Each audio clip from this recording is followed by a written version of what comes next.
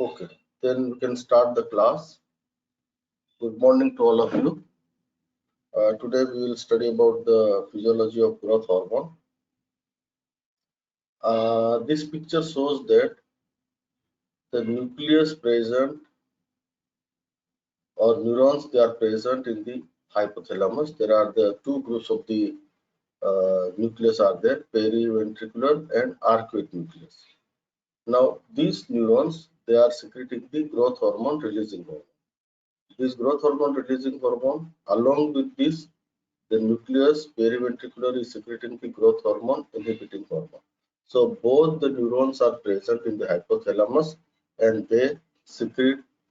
Arcuate nucleus is secreting the releasing hormone for growth hormone, and periventricular nucleus is secreting the inhibiting hormone for growth hormone. Now these both the neurons, they are exposed to the various stimuli in the hypothalamus. So depend upon that the stimulus, the either the growth hormone releasing hormone neurons are activating more, or periventricular neurons growth hormone inhibiting hormone secretion neurons are activating more. Depend upon that, the balance will be there, and ultimately this balance will release the growth hormone secretion.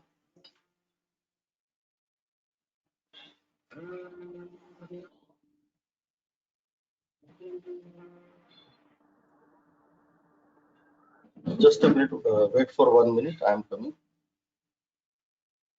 Hello.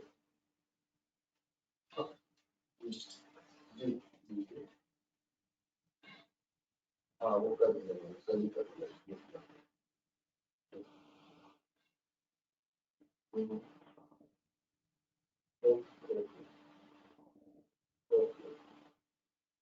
Okay, मैं अभी online class कर रही हूँ, खत्म करके मैं करता हूँ।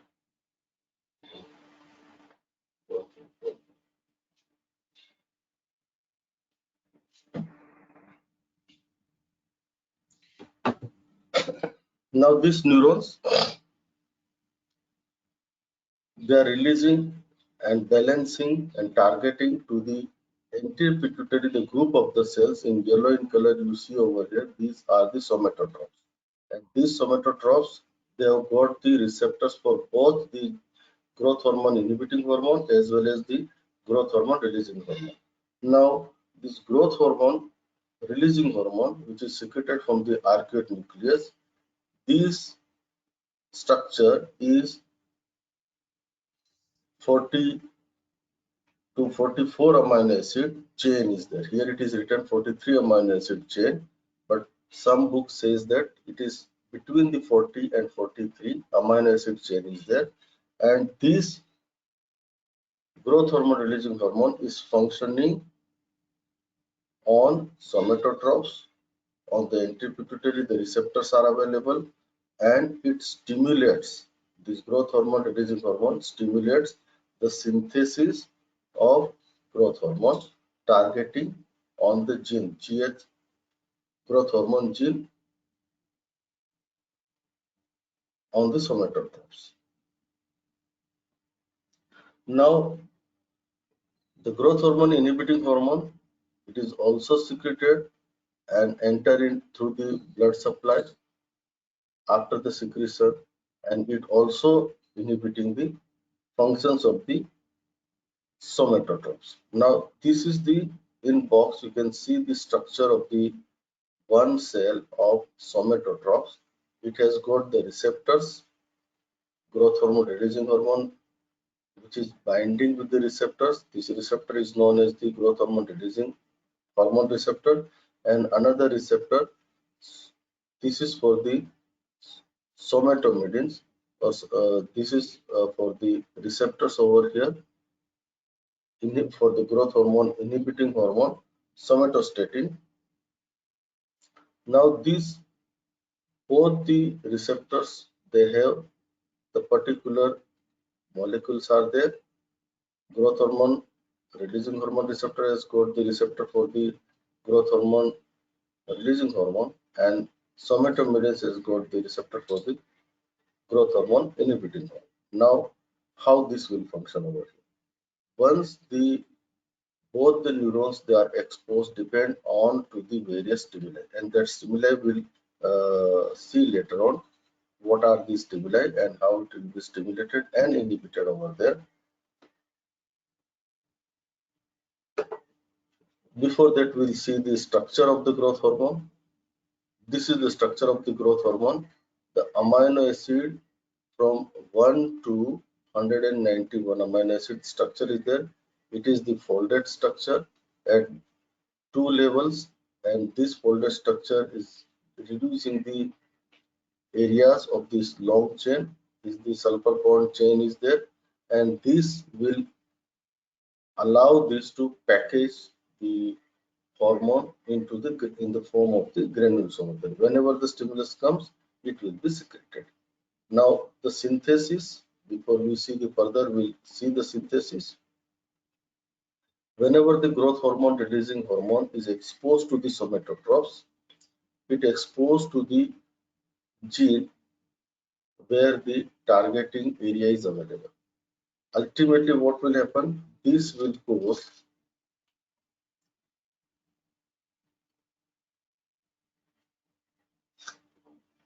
are you able to listen me?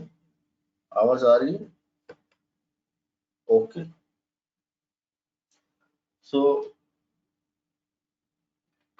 this growth hormone secretion, once growth hormone releasing hormone is exposed to the gene, and it is creating the two structures over here. mRNAs, two mRNAs are there. One is the 22,000 molecular weight, and another one is the 20,000 molecular weight. You can see in the diagram over here.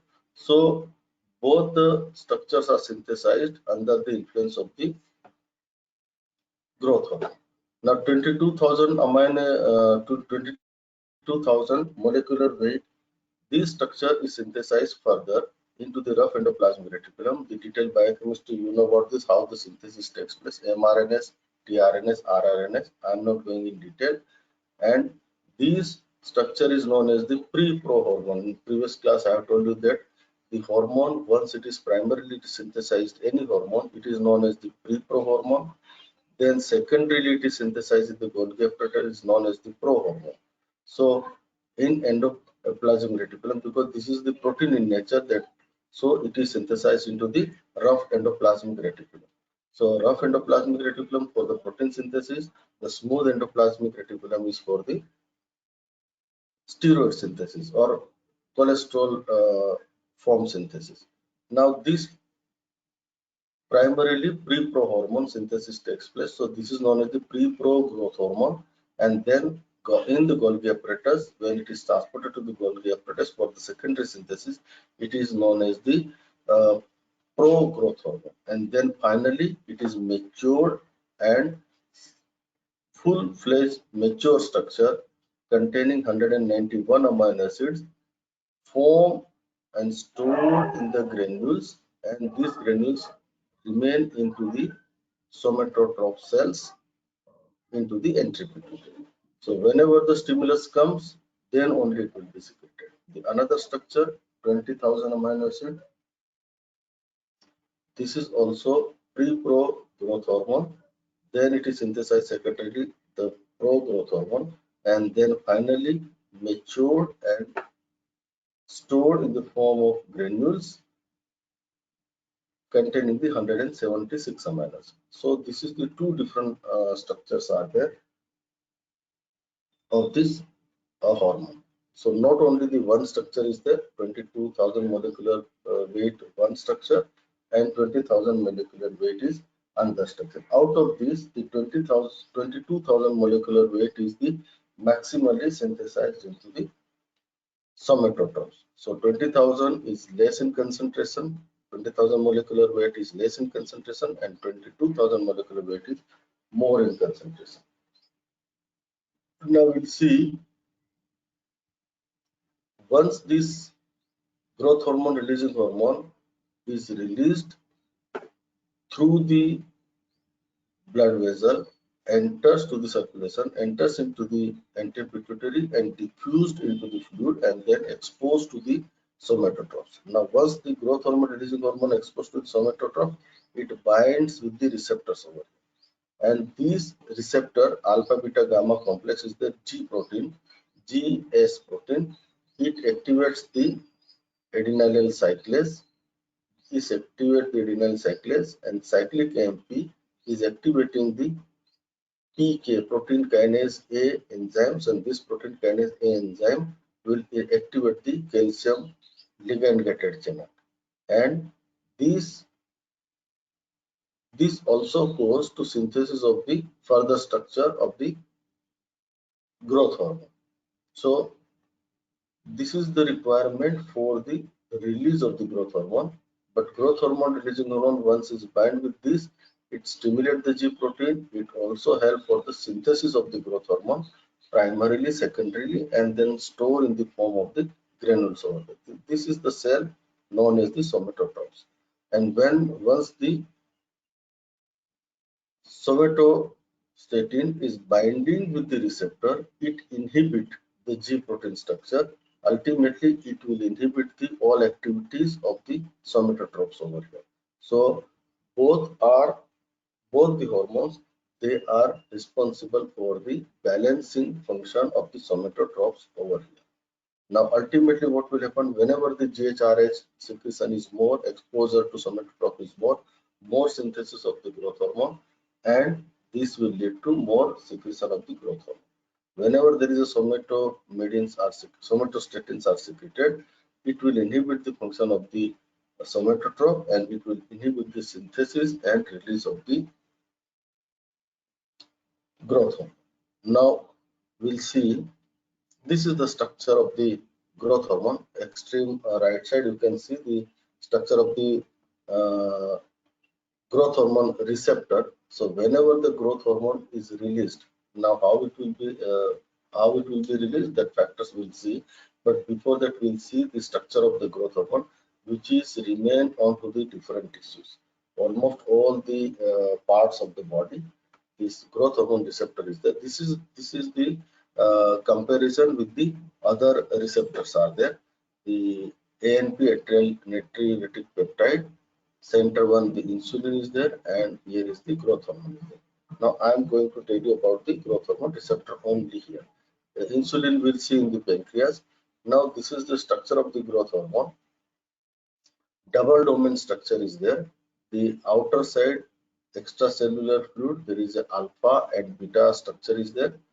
The within the cell membrane and intracellular, there is a domain structure is there. Now this intracellular, there is a JAK protein structure is attached over there. JAK state pathway type of the tyrosine kinase domain structure is there. So when the hormone is exposed to this receptor, growth hormone is exposed to the receptors, it binds with this receptor, and ultimately the conformational change takes place to the JAK protein structure over here.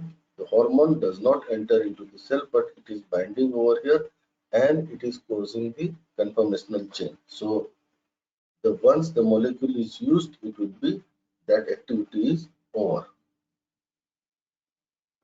Now these are the various factors which goes to the growth hormone regulation of the growth hormone secretion. Now the regulation of the growth hormone secretion, before that I'll show you the diagram. These factors I'll explain later on. Before that, you see, this is the hypothalamus. Here there is a periventricular and the arcuate nucleus is there. This is the pituitary gland where the somatotrophs are there. And these are the various tissues. Liver is the main tissue, and all other tissues are there. Now, whenever different factors are there, here there are the 2-3 factors are written that I will explain in all the factors. The factors which are stimulating to the arcuate nucleus, this will lead to release the growth hormone releasing hormone. The factors which are inhibiting the arcuate nucleus or stimulating the periventricular nucleus, it will release the somatostatin more. So somatostatin is inhibiting the function of the somatotrophs in the anteropituitary, and growth hormone releasing hormone which stimulates the group of the cells, somatotrophs in the anteropituitary, will release the growth hormone secretion more. Now what will happen? the growth hormone concentration is rising into the plasma. This will inhibit the hypothalamic neurons, or either it is inhibiting the arcuate nucleus, which is releasing the growth hormone, releasing hormone, or it is stimulating the periventricular nucleus, which is releasing the growth hormone, inhibiting hormone. So ultimately, the growth hormone secretion is through the negative feedback mechanism, it is controlled. This growth hormone is when it is circulating and exposed to the tissues wherever the receptors are available. This hormone will be used by the tissues, all the tissues. In the liver tissue, it will be used, this growth hormone will be used, and it is producing the somatomedins. This is known as the IGF, insulin-like growth factors. So insulin-like growth factors, once they are circulated, that also I'll tell you in detail how it will be helpful for the for function of the growth in the different parts of the tissue. But now, just for the regulation, I'm telling you that these somatomedins, once this concentration is increases in the plasma, it will inhibit the arcuate nucleus, or it is stimulating the periventricular nucleus. So ultimately, the function between these two will help the negative feedback mechanism to the growth hormone. The other factors are also written over here. Now we'll see what are these other factors are there. There are the two columns are there. The growth hormone secretion regulation. The left hand side you can see the all stimulatory factors, and right hand side you can see the inhibitory factors. Now stimulatory factors, the growth hormone secretion is secreted from the somatotrophs. So target is on the somatotrophs, number one. Number two, the target is on the growth hormone reducing hormone neurons in the hypothalamus. So once the stimulatory effect on the arcuate nucleus, which is releasing the growth hormone releasing hormone, which release more GHRH, and that will increase the synthesis and the secretion of the more growth hormone. So on basis of this, on concept of this, the growth hormone releasing hormone increases the growth hormone secretion, and the nutrients. This is the one factor is the hormone. One factor is the hormone or endocrine. And then these are the groups: glucose, free fatty acids, and amino acids. These are the nutrients, and these nutrients in the form of carbohydrate, in the form of fat, in the form of the protein. So glucose concentration is increases. That glucose, whenever this growth hormone secretion is increases, this will lead to decrease the entry of glucose into the cell. So whenever there is a glucose concentration in the plasma is decreases, the growth hormone secretion is increases. So at the fasting level or at the level of basal blood glucose level, the growth hormone secretion is increasing. So whenever the blood glucose level is increases, the growth hormone secretion is decreases. The inhibitory effect, you can see the first is the hormonal factor, that is the somatostatin released by the growth hormone inhibiting hormone, which inhibit the function of the somatotrophs. And another factor is that is the glucose. When the glucose level is increased in the plasma, that will lead to decrease the growth hormone secretion. That's why in diabetic patient, when the blood glucose level is higher, 130, 140, 160, if it is not controlled, that will lead to decrease the growth hormone secretion. Ultimately, the healing process will be delayed. Second factor is the second part of the nutrients, the free fatty acids. Free fatty acid is also decreases the growth hormone secretion, and amino acid increases the growth hormone secretion, because the amino acid, the protein, is required for the development of the tissue, the contractile tissue, and increases the volume of all the tissues when the growth is going on. So ultimately, the protein, particularly the amino acid, is the arginine, will stimulate the growth hormone secretion. That's why the pure protein diet is required, the people who are going to the gym. So exercise and the pure protein diet will help the growth of the tissue. So the other side, the free fatty acid will increase the whenever the free fatty acid level is increases, it will decrease the growth hormone secretion. The other factor is other the physiological factors. One is the fasting. when the person goes on fast. When the normal person goes on fast, this will lead the blood glucose level to the basal level. And whenever it is at basal level, it will stimulate the growth hormone secretion. So whenever the growth hormone secretion increases during fasting, that is the feedback or negative feedback mechanism is withdrawn over here. Here you can see the glucose, free fatty acid, and fasting free factors are there. So glucose and free fatty acid is inhibiting, or it is stimulating the periventricular nucleus, or it is inhibiting the arcuate nucleus. And fasting, physiological concept is that fasting is to decrease the blood glucose level, decrease the free fatty acid level. So ultimately, the fasting will stimulate the arcuate nucleus, that will reduce the growth hormone releasing.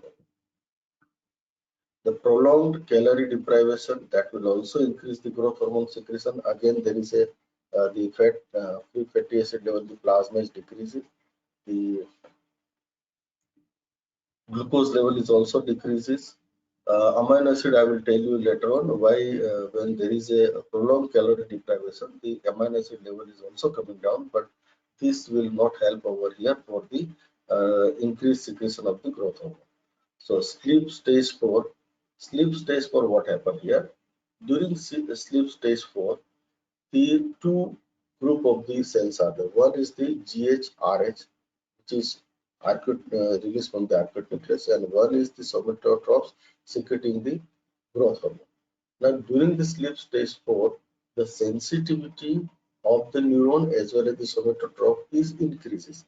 So the concentration of the hormone is required less to function for the somatotroph. So GHRH concentration is remain same during sleep stage 4, but the sensitivity of the somatotroph is increases. So ultimately, the concentration of the GHRH is still it is remain at that level, but the functional activity of the somatotroph is increasing. So ultimately, during sleep stage 4, the release of the growth hormone is secreted more, and ultimately the concentration in the plasma of GH is increases.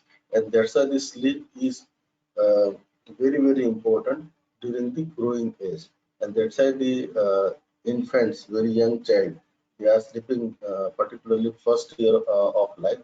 And first year of life, particularly the infants, they are sleeping nearly 15 to 18 hours.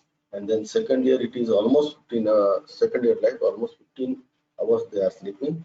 And whenever the age increases from 3 years to 10 years of life, the almost the sleep hours are maintained 12 to 15 hours, 12 hours at least, minimum 12 hours. And then during puberty, again this growing age, growing tissue is growing and growing age phase is there. Again, there is a sleep is more required for the normal growth of the individual. The exercise is also important over here. The exercise, there is a physiological activities there. During exercise, what will happen?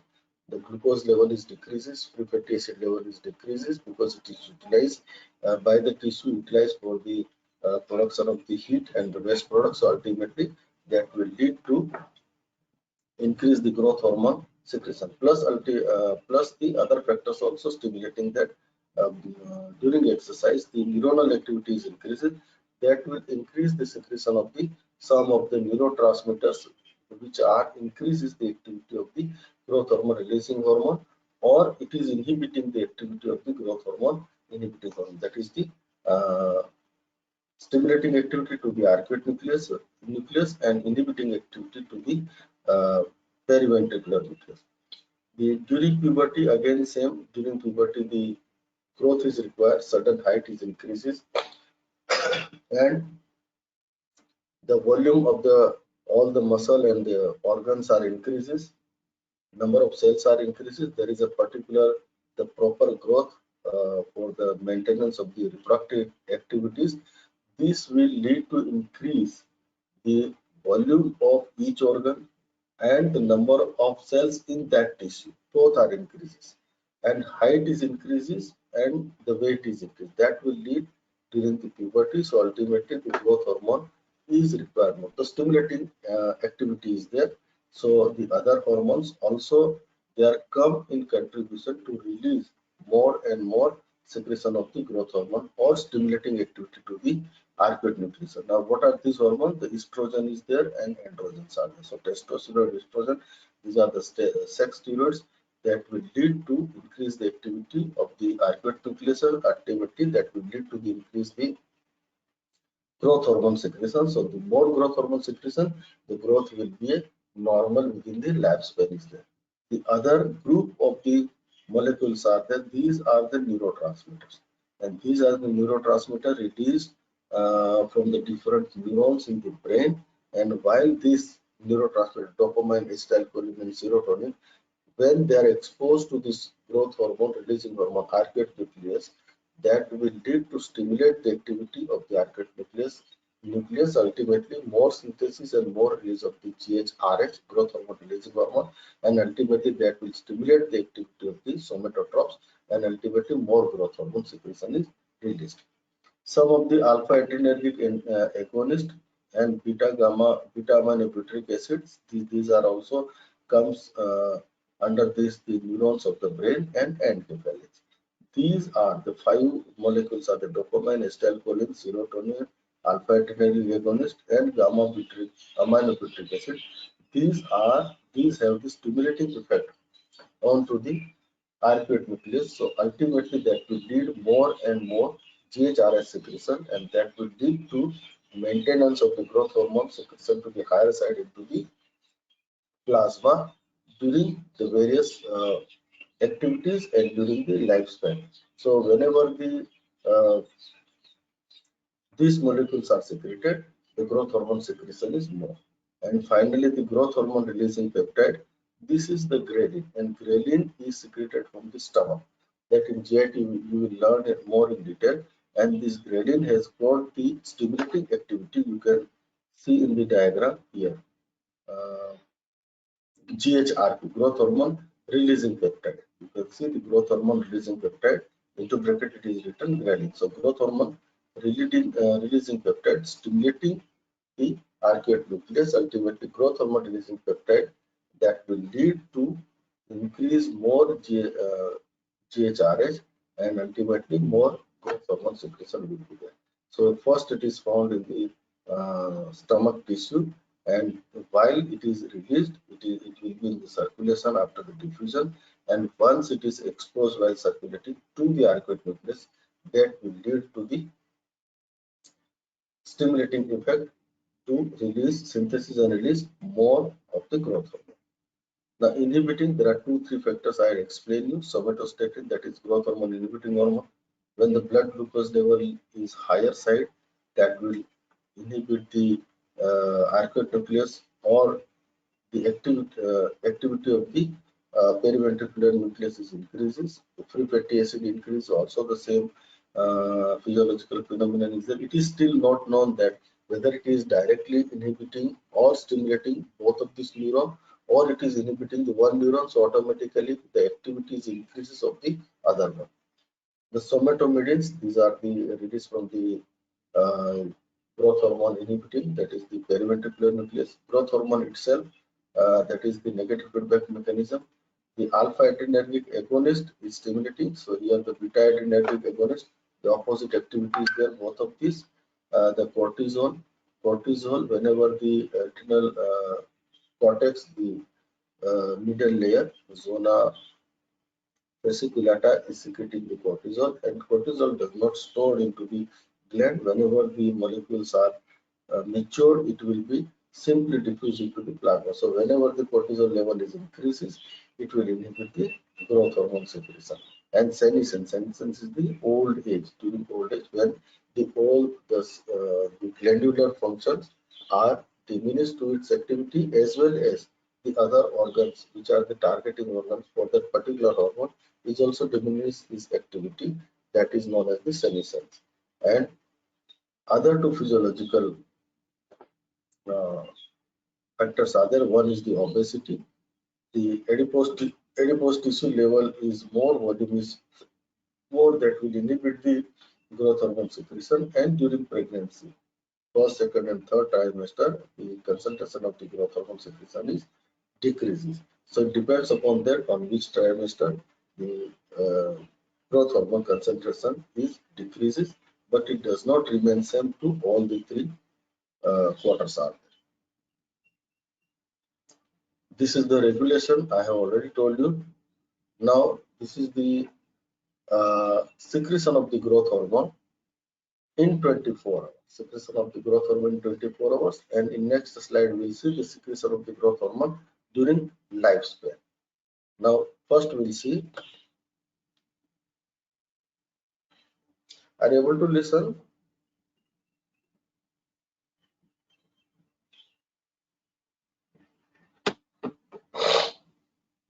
So within 24 hours, how the growth hormone secretion is increases. Growth hormone secretion is there. Here you can see two peaks are there. The concentration of the growth hormone is more during the particular time hours, particular hours or particular timings are there. One is at the noon around 2 p.m., 3 p.m., 4 p.m. and one is at midnight. Here it is around, you can say, the 12 midnight or 1 a.m., 2 a.m. So these are the hours during which the growth hormone secretion is more. So in factors, the list of the factors, I have told you that there are the two important factors are there. One is the exercise and one is the sleep stage 4. Sleep stage 4, this is the midnight hours.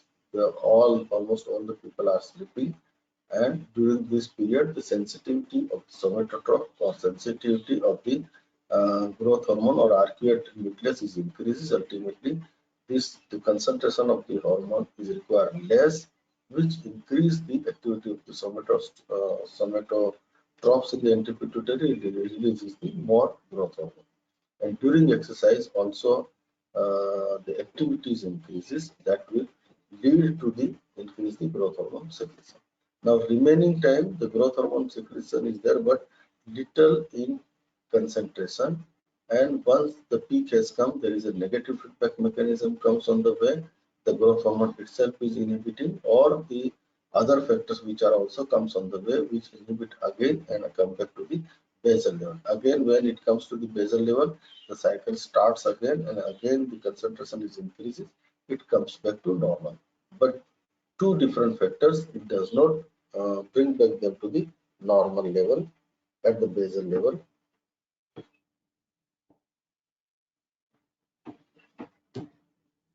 So morning 8 a.m. to next day morning 8 a.m.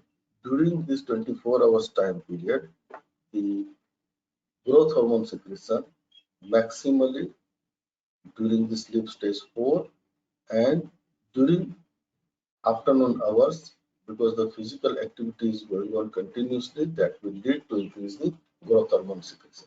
And remaining hours, the growth hormone secretion is increases, but through the negative feedback mechanism, it comes back to basal level, and again the negative feedback mechanism is withdrawn, again start increases, and again it comes back to normal. Now this is within the 24 hours. Now this you can see, this is the during the lifespan, the whole lifespan, number of years. You can see the different phases of the lifespan: the infancy, childhood, pre-puberty, and during puberty, adult life, and old age life. So during this lifespan, now we have to consider the 24-hour secretion, and then we have to consider the during the different span of the life. Now you can see during the infancy, first 2 years of life. First 2 years of life, the growth hormone secretion is increases maximum. So this is the initial stage. It is the 1 or 2 months of age. Then the age increases 3 months, 4 months, 5 months, 1 year, and it is up to 2 years. So the size of the individual, size of the infant is increases. The growth hormone secretion is increases, because that size is during this infancy, first 6 months and up to 1 year, the size or weight of the infant is increases suddenly, and growth hormone secretion is increases. You can see the y-axis, the rate of growth hormone secretion. It increases further and further, further and further. How much concentration of the growth hormone is secreted at the second month of life, the concentration of the growth hormone secretion at the 1 year of life, and further increases the concentration of the growth hormone secretion up to 2 years of life. Now the rate of secretion is faster over here. Rate or concentration of the hormone is secreting more and more. So this will help the growth of the infant when the child or infant is sleeping more and more hours, and that's why the sleep is required for the normal growth of the infant. That's why the infants are sleeping more than 15 hours. Now, childhood. During childhood phase, what happens? The growth hormone secretion is continuously, but the rate of growth hormone secretion is decreases. So you can see the slope over here. This is the higher and higher side. This is also, but takes longer time. And childhood, that is the number of years are also more. Here the number of years are 2, maximally 2. Here the number of years are nearly 6 to 8 years. Now here up to 10 years also. So here this growth is slowly taken place into the children. So the 4 year, 5 years of child to 10 years or 11 years. The number of years are almost double in his or her life, but the growth is slowly increases up to the pre-puberty level. But when the person is at, that's why this is the childhood life also, the children are sleeping normal 10 to 12 hours are there. Here it is 15 to 18 hours. Here it is 10 to 12 hours. This sleep stage 4 is important for the growth. And then when the person enters into the puberty stage, there are the three to 4 years of life is there. The first stage, the early stage of the puberty, here you can see 3 to 4 years. Out of this first 2-3 years of the pubertal life, the growth hormone secretion is suddenly increases, and that's why this sudden increase of the growth hormone will increase the sudden height and weight of the individual. The mechanism I'll tell you later on. That's why during puberty stage, the person has to sleep well for the normal growth of all. Now here, not only the sleep stage 4, but other factors also coming on the way, and these are the factors is the sexual hormones, exercise, and nutrients. These are and the neurotransmitters, which are also come and contribute for the secretion of the growth hormone. So ultimately, the height and the insulin-like growth factors, which are also released from the liver cells. So that will lead to increase the volume of each cell, division of the cell, and volume of each organ will lead to further and further release of the growth hormone. So that's why the height and weight is increases within 2 to 3 years almost maximum, and this will lead to the growth hormone secretion maximally during the mid part of the puberty life. And then what will happen? The growth hormone secretion is maintained to the higher level, but concentration of the growth hormone slowly decreases, and when the puberty is completed, the growth hormone secretion is continuously secreted at this level, but does not come back to the at the below level, but it is continuously to the level of the during the childhood life. So during childhood life and after the puberty level is completed, the growth hormone level is almost remain same. But here during childhood life, the volume or number of cells are less throughout the body. Here the number of cells are more throughout the body. And when the epiphyseal plates are completely closed and during the adult life, there are many years of the adult life is there, 22 years or 25 years to 55 years. This is the adult life. During this, the long span, 30, almost 30 to 35 years of life, the continuously growth hormone secretion is there, but the slowly the concentration per unit time is decreases till the senescence comes. And during senescence, the receptors are less, the secretory function is less, the response to the tissue is less. So ultimately, this will lead to decrease the further growth hormone secretion, but it does not come back to the zero level. So here you can see the right hand side, the growth hormone secretion in microgram and age in years. Age, first year of age, the microgram, you can see the maximally it is secreting, and after the completion of the puberty, you can see the around 20 years, the concentration of the growth hormone secretion is decreasing, slowly decreases throughout the lifespan. So this is the two things I have explained you. One is the growth hormone secretion within 24 hours, and second thing is the growth hormone secretion during the lifespan.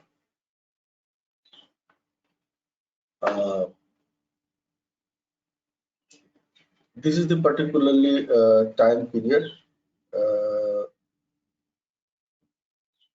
which is one factor is there, which is the person who goes to gym or doing the strenuous exercise or doing the labor work or doing maximal physical activity during the day hours. In this case, what will happen? The strenuous exercise, it may be any type of either labor work is there or gym work is there.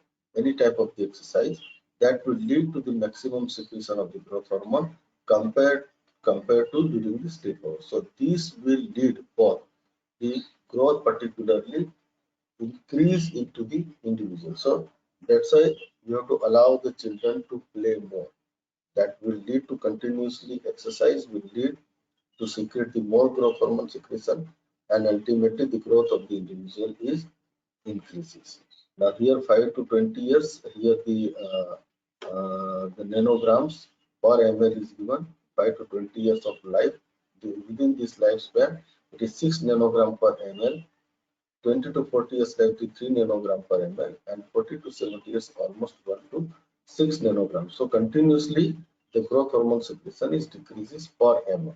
But here the comparison is there between the here you can see the growth hormone secretion during exercise and during sleep. Now when the person is not doing the proper exercise, then this is the growth hormone secretion. But when the person is doing the proper exercise, either it is any type of exercise, that will lead to increase the growth hormone secretion. In between the small peaks are there, and that will lead to increase the growth hormone secretion through the negative feedback mechanism. Either it is stimulating effect or it is withdrawal effect is there. Okay, now we'll see the function of the growth hormone. Yes. Now, how the growth hormone is functioning. Okay, before that, I'll explain you what is insulin-like growth factors are there. These insulin-like growth factors, because IGF is also functioning to the target tissues where there is a growth is required. Now here, before we see the mechanism of action of the growth hormone, we'll see the insulin-like growth factors. Are you able to see the slide?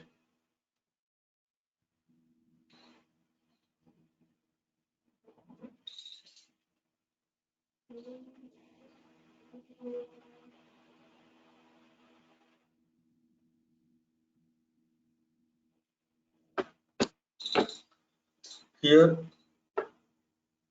two nucleus already I have explained you. The arcuate nucleus and periventricular nucleus. Arcuate nucleus is secreting the GHRH, which target to the somatotrophs and releasing the growth hormone. And periventricular nucleus is secreting the GHIS, which inhibit the somatotrophs and it inhibits the function of the growth hormone. Now what will happen? The growth hormone is secreted. Now through the circulation, when it exposed to the liver cells, particularly to the liver cells, not the other tissue. The growth hormone, which is targeting to the liver cells.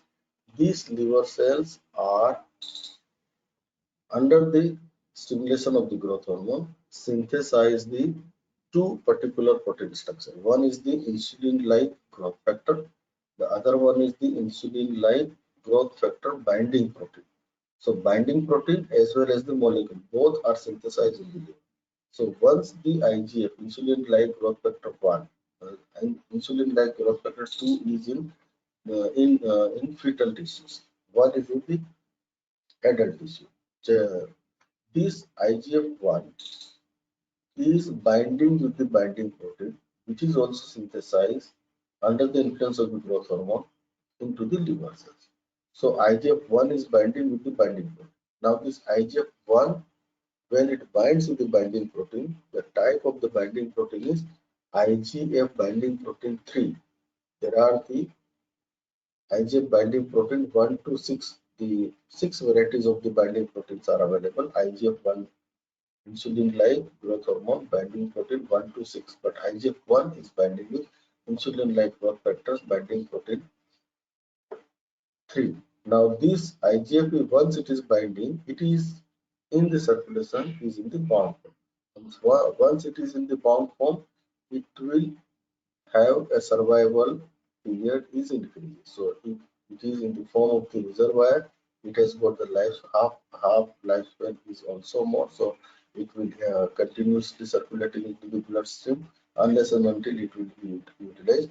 But IGF-1, when it is circulated, it will have the negative feedback mechanism to the arcuate nucleus to decrease the release of the GHRH, and ultimately the growth hormone secretion is decreasing. But IGF-1 is stimulating the periventricular nucleus.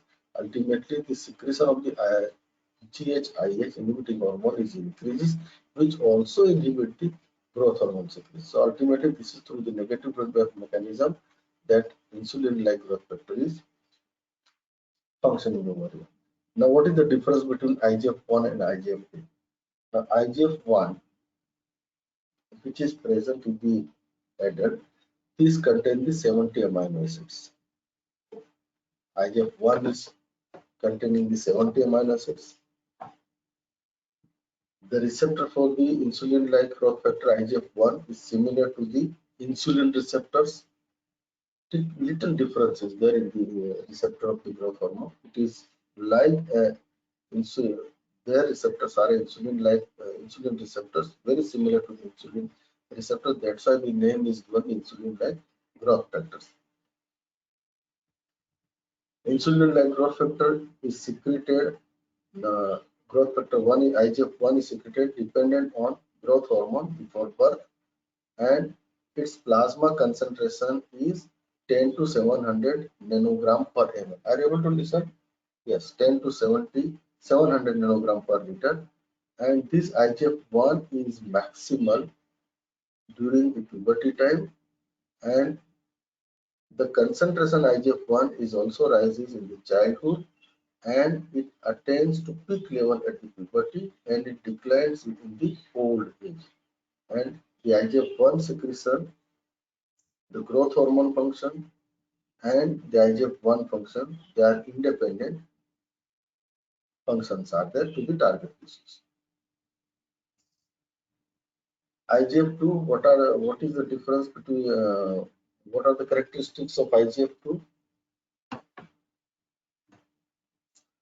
IGF-2 is an important role in the fetal growth. During the fetal life, this IGF-2 secretion synthesized and secretion is more.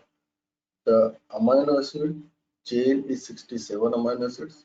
There it is a 70 amino acids, IGF-1, IGF-2 is 67 amino acids, and these receptors for the IGF-2 is mannose-6 phosphate type of the receptor that you can learn in the biochemistry. It is not same of the insulin type of receptor. Mannose-6 is the another type of the receptor, which also the under the influence of the insulin, these receptors are functioning. And the gene for IGF-2 are expressed only in choroid plexus and meninges. This is the important point is here. IGF-2 and IGF-2 is present in the fetal life. So these IGF-2 gene are expressed in the choroid plexus and meningitis, and this plasma concentration in fetal life, IGF-2 is 300 to 800 nanogram per ml. So 300 to 800 nanogram per ml. This is what the difference between the IGF-1 and IGF-2 is there. So now we'll see the action of the growth hormone. Action of the growth hormone. This is the IGF-1 receptor is there. This is the insulin receptor. Just now I was telling you it is insulin. Why it is known as the insulin-like growth factors? This is the insulin receptor, and this is the insulin-like growth factors receptor is there. So here this is the almost structure is remain same, but here that is the insulin receptor substrate. That protein structure is there in the cytoplasmic side. So detail is not required for it, but just I am giving you the why the name is given and what the difference is there. Now here the mechanism of action of the growth hormone. The mechanism of action, there are the growth hormone is acting to the target tissues with 3 to 4 mechanisms are there. Now, which are these 3 to 4? Slowly I am going. Which are the 3 to 4 mechanisms? Now, first of all, we will see the growth hormone receptors. This growth hormone receptor, the complete structure, the growth hormone receptor is 620 amino acid polypeptide containing amino acids are there. These growth hormone receptor, there are the double domain structure is there. Sometimes it is a 3 domain structure is there. 2 subunits are there. The large extracellular domain. Okay, I am just showing you the receptor. Yes, here this is the extreme left right side. You can see growth hormone receptor. Now this the large extracellular domain. This is the alpha beta where it is written. The extracellular domain is there. The transmembrane domain is there. This is the transmembrane domain, and 2 subunits into the cytoplasm. These are the 2 another subunits are there. So total this domain structure is a growth hormone receptor. So whenever the hormone is binding with this receptor, it binds to the extracellular domain structure, and then conformational change takes place to the intracellular, and ultimately this activity of the tyrosine kinase, this is the check state pathway activity. This will help the hormone to function to the cell is there. So now we'll see in detail how this, what are the different actions of the growth hormone is there. Now we'll see here. Number 1, there are the signal pathway system is there for the growth hormone once it is binding with the receptor. Now growth hormone bind with the growth hormone receptor, and intracellular domain there is a JAK molecules are there. The JAK molecules, once the growth hormone is binding, the conformational change takes place, and that will lead to the Janus kinase activity, cytoplasmic tyrosine kinase known as the Janus kinase activity. And this Janus kinase activity is the part associated with the integral part of the growth hormone receptor. Now that is growth hormone receptor integral part is known as the state. Number 1 is the number 1 mechanism. That is the state pathway is there, and through the state pathway, the transcription of the target tissues. Transcription of the target tissues gene that will lead to the proliferation and differences. Now, binding the growth hormone with growth hormone receptor activates the cytoplasmic domain, which induces the JAK kinases, and this will lead to the state on phosphorylation. JAK state pathway already have told you, so I'm not going to tell you in detail. The JAK kinase is activated. The state on phosphorylation by JAK kinases migrate to the nucleus. This will migrate to the nucleus, and then it induction of various genes that mediate the hormone action, and that you can see over here. This pathway is known as the JAK state pathway that will lead to the proliferation and differentiation of the tissue.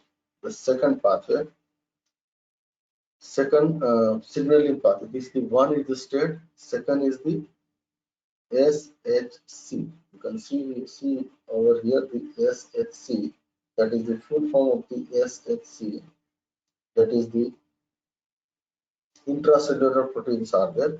These intracellular proteins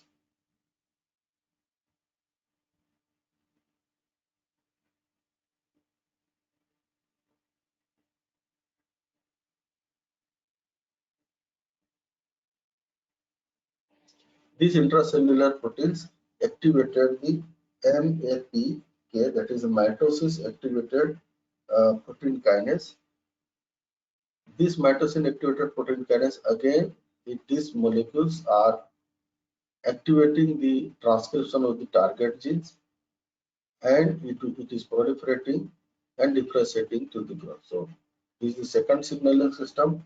The third signaling system is the IRS pathway, insulin receptor substrate pathway. This insulin receptor substrate pathway will help this will to causes the phosphorylation of insulin receptor substrate, which in turn induces various intracellular enzymes. These are the PKM, the phosphorylase kinases enzymes are there, and this will goes to the glucose. This will goes to the glucose entry. It will inhibit the glucose entry into the cell. And fourth pathway, which is not written over here, you can see in the sideway also. There is a different pathways are the state pathway is there, the G protein pathway is there, the calcium activated channel is there, the glucose will help over here. Now this third pathway is the phospholipase C pathway, fourth pathway, sorry, the phospholipids C pathway. Here in this diagram it is given, and this stimulates the membrane enzyme phospholipase C, you can see over here, which will lead to increase the IP3 and DAG, and ultimately you know the function of the IP3 and DAG, that will DAG initiate the calcium influx into the cell and initiate the gene transcription. So these are the four mechanisms are there how the growth hormone secretion is acting onto the different tissues are. Now we'll see the function of the growth hormone with these four mechanisms. Okay, we'll see over here. This will now we'll see the function of the growth hormone. Now which are the tissues where the growth hormone is targeting? All these tissues, they are targeted by the growth hormone. The adipose tissue, liver tissue, skeletal muscle tissues. It is targeting to the all soft organs are there, and it is targeting to the bone cells. These are the group of all the tissues this growth hormone is targeting. Now, how this growth hormone is functioning? First, we'll see the growth hormone on adipose tissue.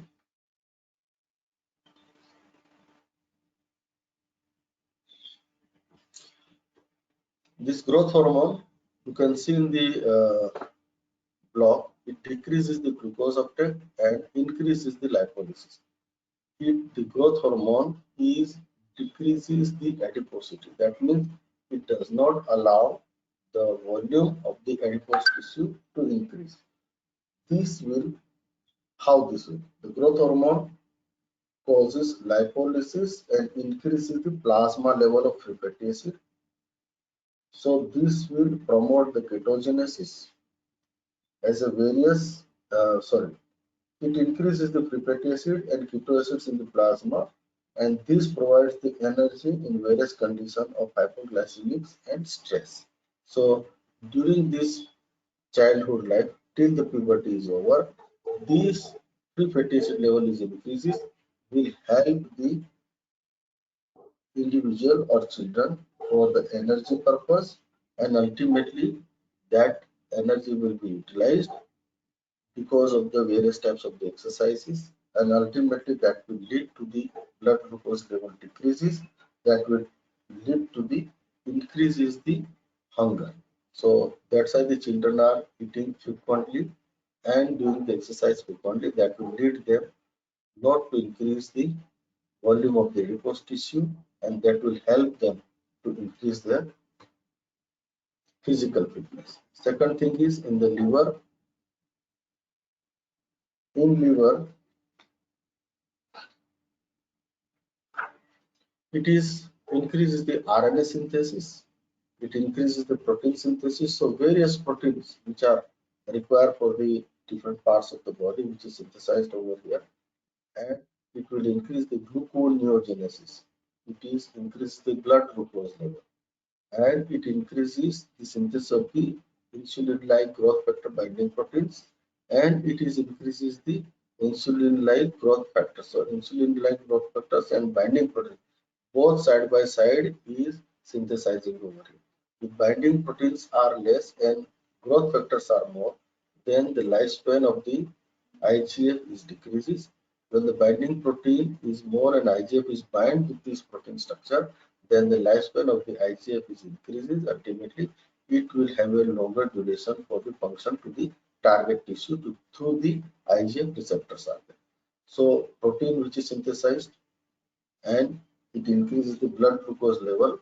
It does not allow the decrease in the blood glucose level, but it increases the blood glucose level. On the muscle tissue, okay, on the muscle tissue, it decreases the uptake, glucose uptake, it decreases, amino acid, the protein structures which is increases to the muscle tissue, and it will cause to increase the protein synthesis. Ultimately, the contractile protein is synthesized into the tissue and deposited over there. So that's why during the exercise, it will help the muscle fiber to increase, and the diameter of the muscle fiber is increases, in which the contractile protein is synthesized and it is deposited over there. So number of sarcomeres are increases, so power generation is increases. So volume of the fat is decreases and the volume of the muscle is increases, so that will lead to known as a lean body mass. So lean body mass is increased. Along with that, the insulin like growth factors which are also helping for the increase the functional aspect of the skeletal muscle is there. Now this growth hormone is directly acting to the different tissues are there, the soft tissues which are the kidney, pancreas, intestine, the islets, different islets, the parathyroid gland, skin, and connective tissue. All these soft tissue organs, they are increases. The growth hormone is targeting. Now, how it will target? It will increase the protein. It will increase the protein synthesis. So once the protein synthesis increases, that will lead to the more and more protein structures into the cell. RNA synthesis will be increased, DNA synthesis will be increased.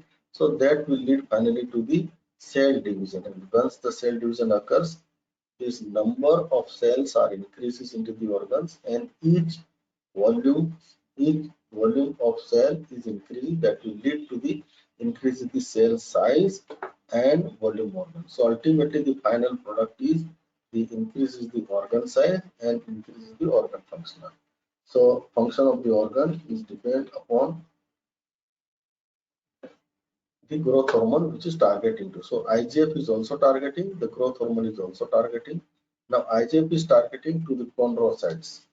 IGF is targeting to the chondrocyte, the bone cells, how the height is increases. That is the linear growth. The growth hormone main two functions during puberty. One is the lean body mass, the other one is the linear growth. The height is increases, the weight is increases, but the other functions are also that also we have to remember.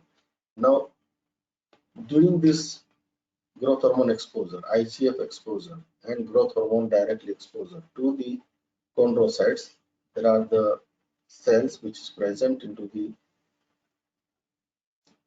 bone cells known as the chondrocytes. The growth hormone is stimulating for the linear growth through these chondrocytes. How it will? It occurs due to its action on the epiphyseal cartilage of all long bones, and these will increase this will cause to stimulate the metabolism of chondrocytes, that is the cartilage forming cells. Now how it will do? The amino acid uptake, it will do the amino acid uptake. That means it increases the metabolic activity of the cell. It increases the protein synthesis, increases the RNA synthesis, increases the DNA synthesis, and increases the collagen molecules over here. And that will also lead to the chondroitin sulfate. And ultimately, what will happen? It will finally lead to increase the cell size and number. Now, how it will do?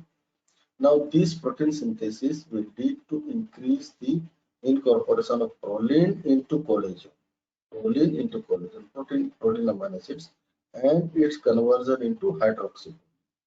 Conversion into the hydroxyproline. Then this hydroxyproline, the sulfate into the proteoglycan, incorporate of the sulfate into the proteoglycan chondroitin. This will lead to hydroxyproline and chondroitin together. Hydroxyproline and chondroitin together form the extracellular matrix of cartilage. This will lead to form the extracellular matrix of the cartilage, and these will lead to promote the cartilage matrix formation. So growth hormone in this way it leads to promote the cartilage matrix formation, and the amino acid uptake will lead to protein synthesis. This will lead to increase the RNA DNA synthesis into the chondrocytes. That will lead to increase the size and number of chondrocytes, and this growth hormone also acts directly onto progenitor or stem cell of the pre-chondrocytes. So it will also act onto the pre-chondrocytes in growth plate of bone. Ultimately, it facilitates the differentiation of pre-chondrocytes to chondrocytes. So new further and further new chondrocytes are produced over here. So this action will result into the growth of epiphyseal cartilage that increase the length of the bone and consequently the promote of linear growth of the body. So growth hormone increases ultimately the height of the individual before epiphyseal closure of the epiphyseal. So these chondrocytes function will continue till the epiphyseal plate is closed. So here I have told you that hydroxyproline, this hydroxyproline which is formed over here, which is also that is the we can estimate this hydroxyproline into plasma, into the blood sample, and we can estimate the activity, reflex activity of the growth hormone. Now this how we will estimate the increased growth hormone secretion will increase the manifest the hydroxyprolinuria, that is the excretion of the hydroxyproline into the urine. So hydroxyproline is derived from collagen, and growth hormone increases the soluble collagen synthesis, hydroxyproline, and is formed and excreted. So hydroxyprolinuria in the urine or in the blood sample is an index of growth hormone activity. So if it is estimated into the urine, hydroxyprolinuria is also associated with the disease that cause the collagen destruction. So if the hydroxyproline, that two things we can find it out. The estimation of the hydroxyproline into the urine. Number one is the reflect activity of the growth hormone, and second thing is if there is a disease occurs which goes to destruction of the bone, which lead to the increase the hydroxyproline and excreted into the urine, which estimate. So ultimately what will happen? The growth hormone secretion, the direct action and indirect action. Two actions are there. The direct action, that is the growth hormone act directly onto the tissues, and indirect action, that is the through the IGF the growth hormone is functioning. So ultimately the direct action of the growth hormone is epiphyseal growth, that is the linear growth is there. Skeletal muscle growth, protein synthesis is there. On viscera, it increases the number of cells and size of the organ. It increases the heart size, liver size, kidney size, these all the soft organs. Yeah, on metabolism, it decreases the glucose uptake into the tissue. It increases the gluconeogenesis. It increases the gluconeogenesis, so it does not allow the entry of glucose into the cell.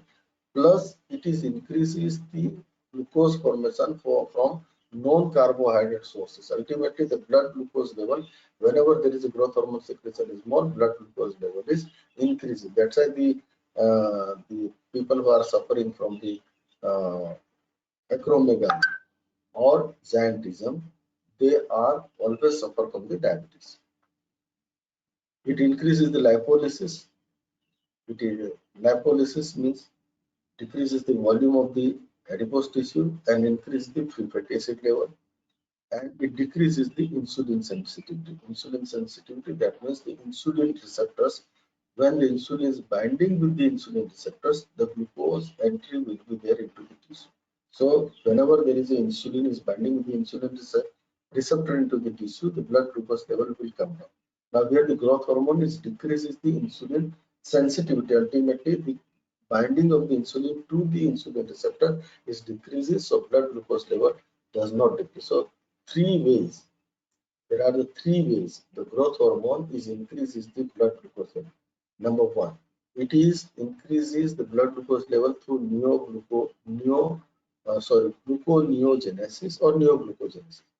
Number one. Number two, it decreases the uptake of the glucose. And third is it decreases the sensitivity of the insulin to the insulin receptor, so glucose does not enter into the tissue. Now in IGF, how it is functioning?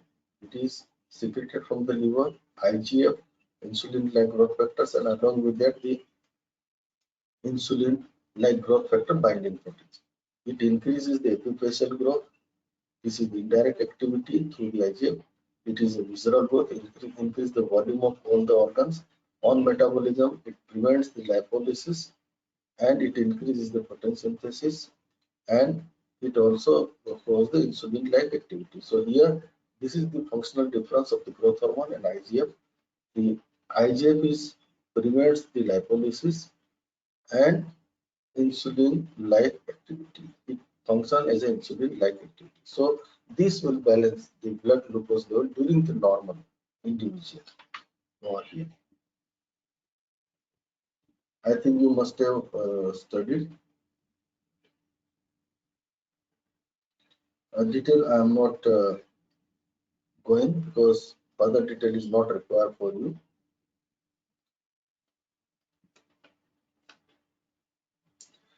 Now increase it in height in children and adolescents. Now how the height is increased, ultimately what will happen? Height is increased in children from 3 to 4 years to the 11 years, and during the puberty the sudden height is increases. So increased height in children and adolescent, growth hormone has many effects. So functions we have seen, the mechanism of action also we have seen, through which what the growth hormone is doing during this adolescence: increase calcium retention and strengthens, and increase the mineralization of the bone. So calcium is much more required over here, or calcium is very, very important over here. That's why it will increase the functional aspect of all the organs also, like liver, stomach, kidney, intestine, all the soft organs. They are not increases in their numbers, but it increases the functional aspect also.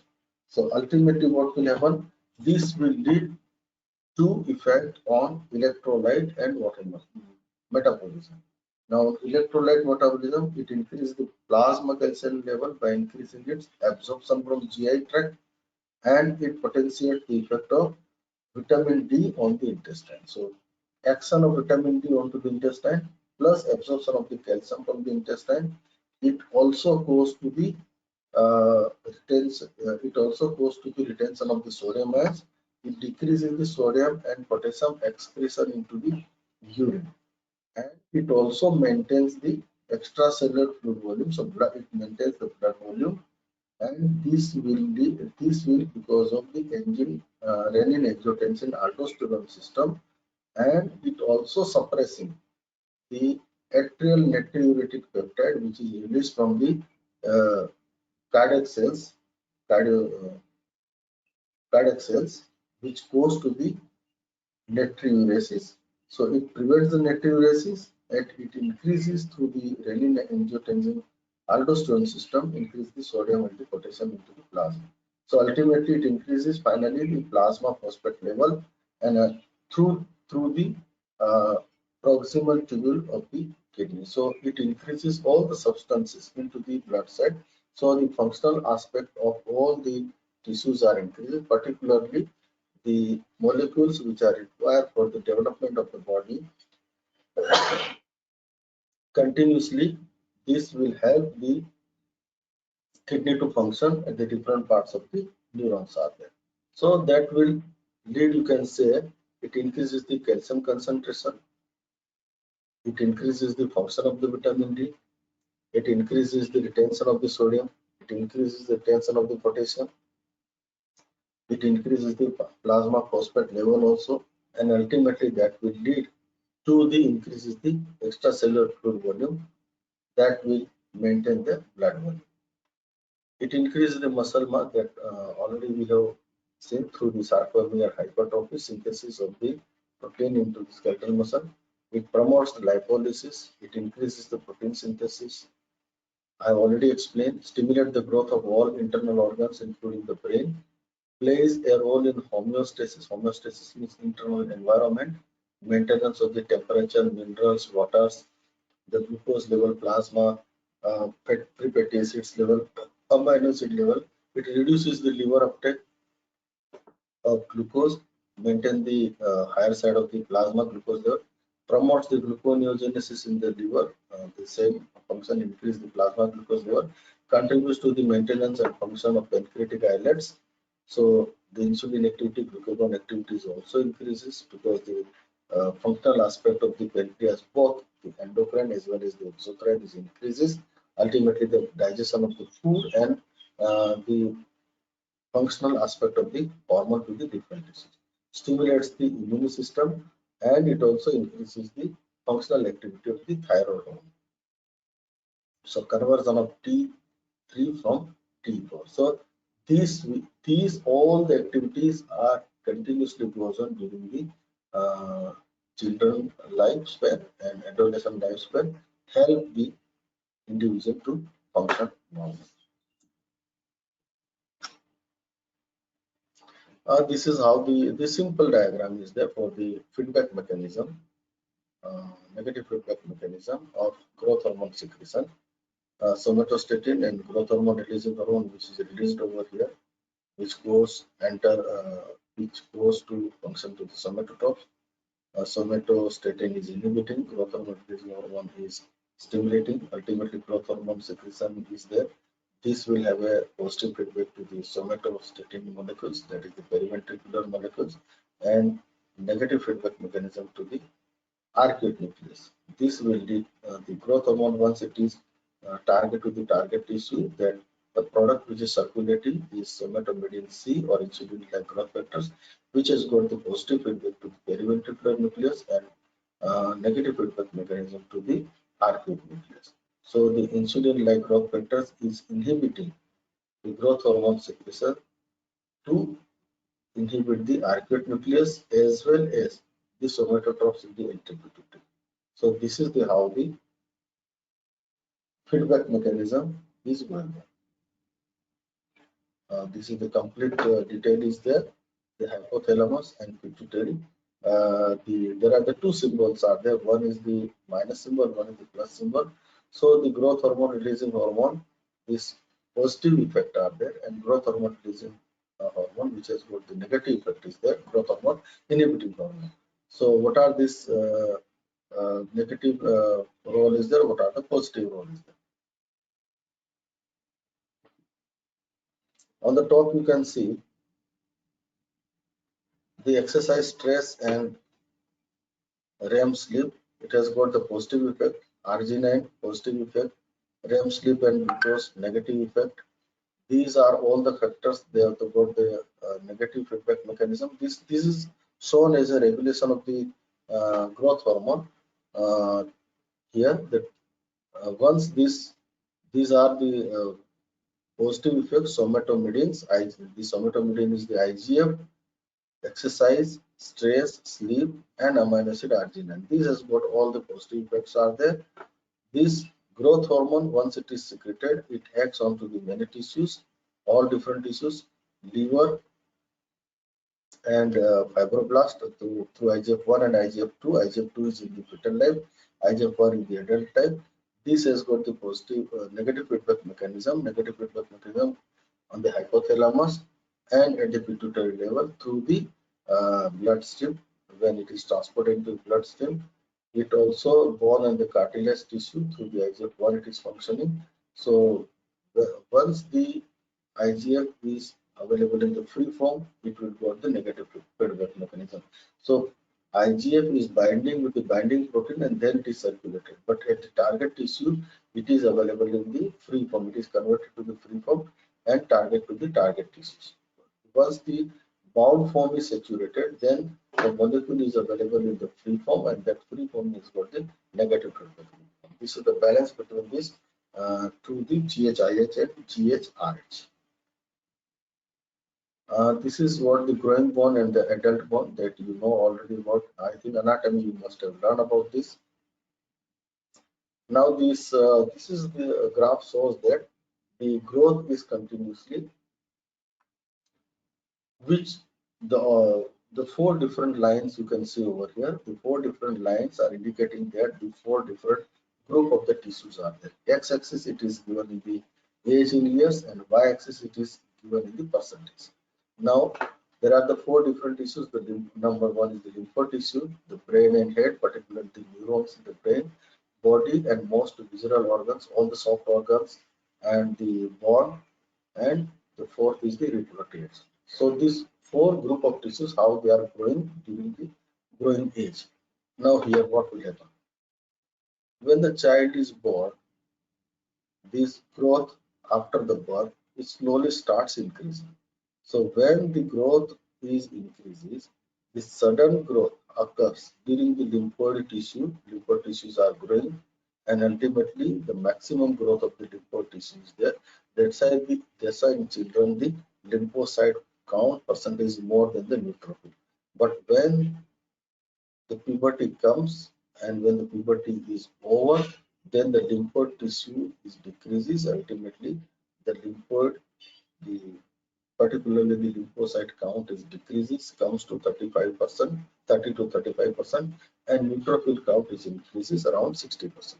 That's why in children the lymphocyte count is around 60%, and in adult the lymphocyte count is around 30 to 35%. And neutrophil count in children is 30 to 35%, and in adult it is around 60%. This is the first tissue which is growing continuously. Second tissue, the brain and head. The brain and head during the infancy, it is increases or growth is faster. During childhood, the growth is continuously but slow growth is there, and it is reaching to 100% when the puberty is over. So this is the point which shows as 100% of the tissue growth. So the brain tissue is continuously growing to the infancy, early childhood, and then it is continuously during the puberty. It is the plateau comes, and then when the puberty is over, it is reaching to the 100%. The other tissues, you can say all the body organs and the linear growth. This year, during infancy, the growth is faster up to 2 years. Then the growth is continuously but slower than the during infancy. This growth is continuously slower for many years up to when puberty starts. During puberty, sudden the exposure of all the molecules that will lead to the further growth of the individual, the lean body mass and the linear growth is there. That will lead to increase the height and the weight of the individual. All the organs, including the bone growth, that will lead to 100% achieved when the puberty is over, or at the age of 18 to 20 years, the 100% growth. After that, there is no increase in the height of the individual. And reproductive organs, during infancy, it is increases, only size is increases, no functional aspect is there. Then the growth is maintained at the slower rate, right from the infancy to the puberty starts. Right from the infancy to the puberty starts, only the growth is there. There is no functional aspect is there. Here the body mass and most visceral organs, it is increases, but it is functional aspect is also. Not only the size is increases, but functional capacity is also increases. Now here the reproductive organs, the growth is there early infancy, little faster, during infancy it is faster, and then the growth is maintained at a slow rate till the puberty starts, and then when the puberty starts, during the puberty, it is increases of all the reproductive organs, whichever the organs are there, internal, external, everything, which is continuously increases within 3 to 4 years and reaching to the mature level. Not only the size is increases, but it is the functional aspect is increases, and ultimately it leads to the maturation to the 100%. So the functional aspect is in female, the first menstruation is her life, is indicates that that all the reproductive organs in the female are matured enough, and first ejaculation in his life is says that it is the maturation of all the organs in the life.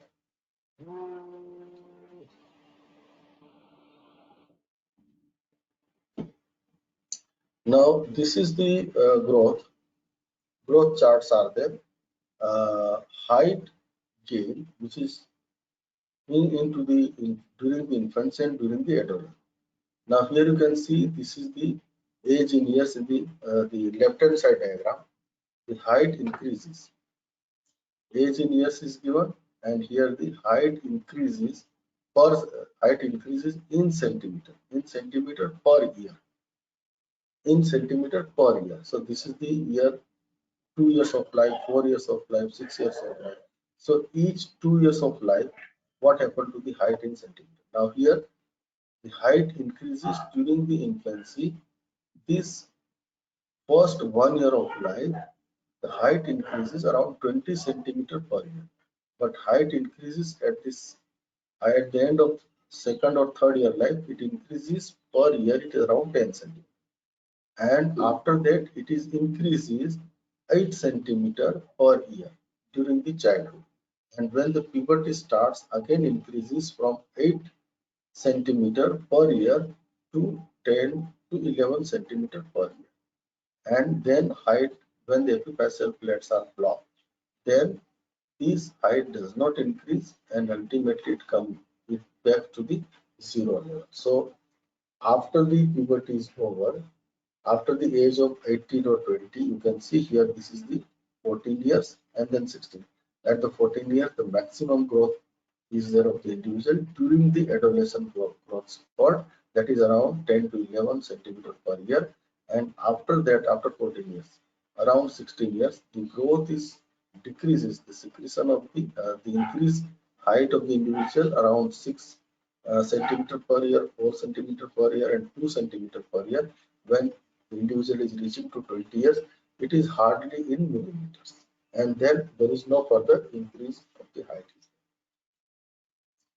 The comparison between the boys and the girls, the spurt, adolescent spurt comes earlier into the girls around the age of 10 to 11 years, and in boys it is around 12 to 13 years. The many factors are there, particularly the neurotransmitters, nutrients, and the exercise. All these three lead together over here, the earlier spurt in the girls and later spurt in the boys. So maturation of the girl to 100%, that is at the age of 12 to 13 years, and maturation of the boys at the age of 14 to 15 years.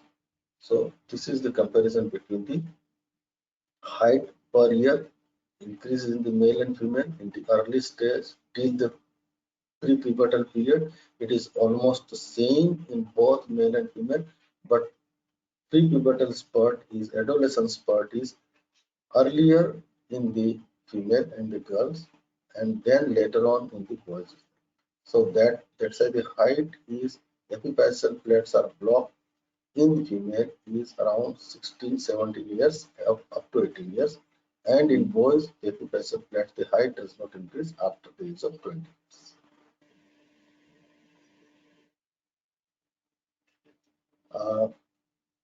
I think shall we continue? Okay, this diagram will finish, and uh, then we'll stop the class. Now here you can see this, there are three conditions are there. What are the three conditions? One is the pure protein intake is there. Another one is the pure carbohydrate intake is there. Another one is the fasting physiological condition is there. So first condition is pure protein intake diet. Second condition is pure carbohydrate intake diet, and third condition is the fasting condition. Now, which one is helpful for the individual? Now, number one, when the pure protein diet is taken, the protein diet is given to the individual where the growth is required. The people who are going to the gym or the exercise, these people are advised to go the less carb and more protein diet is there. Now, what will happen? When the more protein diet is taken, that will lead to increase the growth hormone secretion through the amino acids, and that will lead to increase the insulin-like growth factors, somatoglycans. And amino acid is increases, insulin-like growth factors are increases, so growth hormone will also stimulate the insulin secretion. So ultimately, what will happen? This growth hormone and insulin-like growth factors, the growth or insulin-like growth factors or somatoglycans, that will increase the protein synthesis and growth of the tissues particularly. So person who is exercising, taking the pure protein diet, so growth is required to build the muscle over there. So that's why these somatoglycans, they are functioning over there. But this growth hormone does not store here. This calorie does not store over in the form of the storage, and insulin is also not help over here to store the calorie. So when the pure protein diet is there, the adipose tissue volume does not increase. Adipose tissue volume is limited, whatever it was there. So that's why this pure protein diet is beneficial for the individual, those who want to make the protein synthesis or build the muscle in the young age. Now, when there is a pure carbohydrate intake is there, during pure carbohydrate intake, the higher glucose concentration in the plasma will decrease the growth hormone secretion. When the growth hormone secretion is decreases, it will not lead to increase the insulin-like growth factors, and this insulin is secreted because of the glucose level is increases in the plasma. So this effect, the growth hormone is less, somatomedins are not synthesized. Ultimately, there is no protein synthesis and no growth in the individual. Ultimately, this glucose, because of the insulin, it is stored in the tissue in the form of glycogen or in the form of the free fatty acid, converted into free fatty acid. That's why the volume of the adipose tissues increases when there is a pure carbohydrate diet is there. So this will not help the individual to grow, the muscle tissue to grow over there. So the people who are taking more sweets in their diet, this will help to increase the adipose tissue. The people who are taking more protein diet, this will help them to build the body structure. And third condition is fasting condition. In fasting condition, all the nutrients are at low level. All the nutrients are at low level. Now here you can see the growth hormone level is increasing. Now this how the growth hormone level is increases.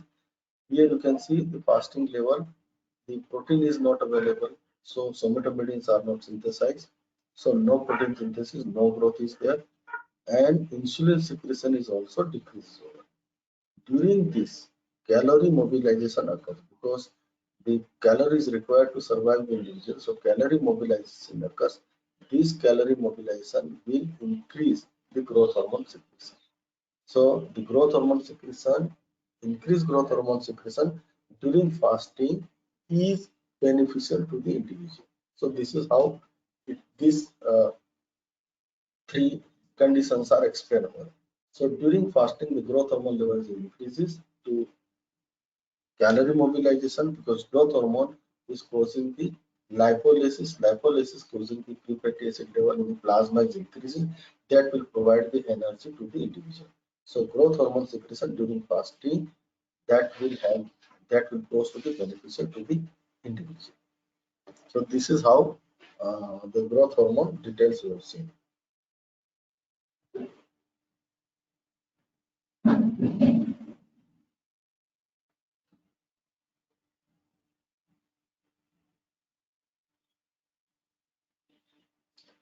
Next class, we will see the abnormalities of the growth hormone. What will happen to the growth hormone secretion is increases? What will happen to the intrapituitary tumor? And what are the features of the acromegaly? What are the features of giantism? And what are the different types of the dwarfisms are there? And what are the reasons for the dwarfism? That will continue in the next class. So now I'm closing the class, and you can leave the class now. Okay. And Friday I will take class from 9 to 11, and we'll finish the abnormalities of the growth hormone, and then we'll start the other hormone.